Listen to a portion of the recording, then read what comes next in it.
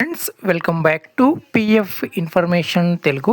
ఈ వీడియోలో చాలామంది ఈపీఎఫ్ అప్డేట్స్ లైక్ డీలింకు, యూపీఐ, అలానే పిఎఫ్ మనం లాగిన్ చేస్తుంటే ఇన్వాలిడ్ పాస్వర్డ్ రావడం అనేది జరుగుతుందని అడుగుతున్నారు.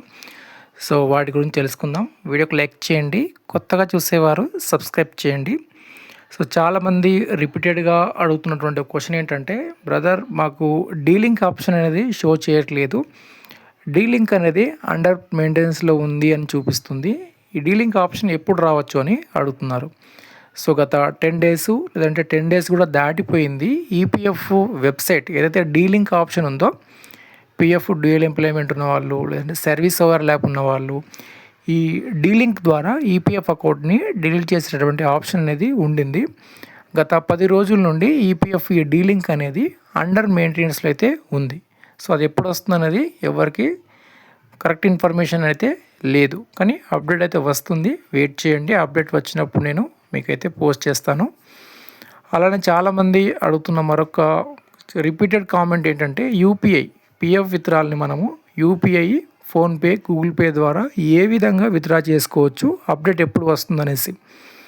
సో దీనికి సంబంధించి అఫీషియల్గా అయితే మనకు గత లాస్ట్ సర్క్యులర్లో అయితే నెక్స్ట్ 2 నుంచి 3 months లోపు రావచ్చు అని చెప్పారు. అది చెప్పి ఇప్పటికి 1 month అవుతుంది. కాబట్టి మనం నెక్స్ట్ ఇంకా 2 months అయితే వెయిట్ చేసి చూడాలి. అప్పుడు యూపీఐ ద్వారా కానీ ఏటీఎం ద్వారా కానీ పిఎఫ్ అమౌంట్ విత్డ్రా చేసుకునే ఆప్షన్స్ అనేవి వస్తున్నాయి. ఇది అప్డేట్, కొత్త అప్డేట్ ఇది.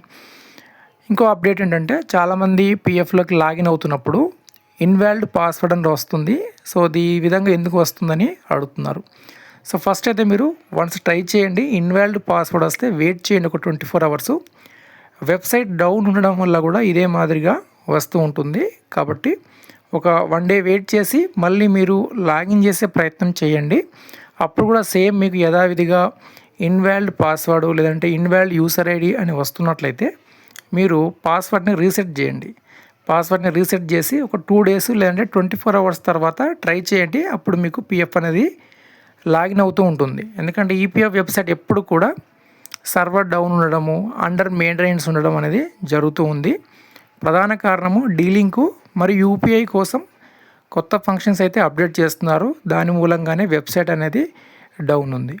అలానే పిఎఫ్ అప్లై చేసినప్పుడు claim send to field office అని వస్తుంది. ఇదివరకు మనకు పిఎఫ్ క్లెయిమ్ అండర్ ప్రాసెస్ అని చూపించేది కదా అని అడుగుతున్నారు. అవును, సెండ్ టు ఫీల్డ్ ఆఫీస్ అన్న పిఎఫ్ క్లెయిమ్ అండర్ ప్రాసెస్ ఉన్న దాని మీనింగ్ ఒకటే. పిఎఫ్ క్లెయిమ్ అనేది ఆల్రెడీ ఈపీఎఫ్ ఆఫీస్కి వెళ్ళడం జరిగింది. సో అక్కడ కూడా సర్వర్ అనేది మొరాయిస్తుంది కాబట్టి క్లెయిమ్స్ అనేవి లేటుగా పాస్ అవుతున్నాయి, లేటుగా సెటిల్ అవుతున్నాయి. సో దీంట్లో అయితే ఎటువంటి అప్డేట్ లేదు. ఈపీఎఫ్ గత కొన్ని సంవత్సరాలుగా ఏ మాదిరిగా పిఎఫ్ క్లెయిమ్స్ సెటిల్ చేసిందో సేమ్ ఇప్పుడు కూడా అదే మాదిరిగా వెబ్సైట్ అనేది డౌన్ ఉండడం వల్లే క్లెయిమ్స్ అనేవి లేట్ అవుతున్నాయి. సో అలానే జాయింట్ డిక్లరేషన్లో చాలామందికి నేమ్ చేంజ్ చేస్తున్నప్పుడు కానీ, ఫాదర్ నేమ్ చేంజ్ చేస్తున్నప్పుడు కానీ డాక్యుమెంట్ అడుగుతుంది. ఇదివరకు మనకు డాక్యుమెంట్ అడగలేదు కదా అని అంటున్నారు. అవును, వెబ్సైట్ పూర్తిగా మనకు మెయింటెనెన్స్లో ఉన్నట్టు కనిపిస్తుంది. ఎందుకంటే కొత్త ఫంక్షన్ చాలా అయితే వస్తున్నాయి. అందుమూలంగా కొన్ని అప్డేట్స్ మనకు అండర్ మెయింటెనెన్స్లో ఉన్నాయి. అందుకోసం డాక్యుమెంట్స్ అనేవి అడుగుతూ ఉంది. సో కొంచెం అయితే వెయిట్ చేయండి. ఒక 1 week 10 days అనేది ఖచ్చితంగా చెప్పలేము. కానీ ఫంక్షన్స్ అనేవి అయితే కొత్త functions delink, UPI, delete, ATM card నుండి పిఎఫ్ విత్డ్రాలు ఇవన్నీ కూడా రాబోతున్నాయి. కాబట్టి కొంచెం వెయిట్ చేయండి. అప్డేట్స్ అయితే వస్తున్నాయి. ఫంక్షన్స్ అన్నీ కూడా అండర్ మెయింటెనెన్స్లో అయితే ఉన్నాయి. సో ఇవ్వండి అప్డేటు.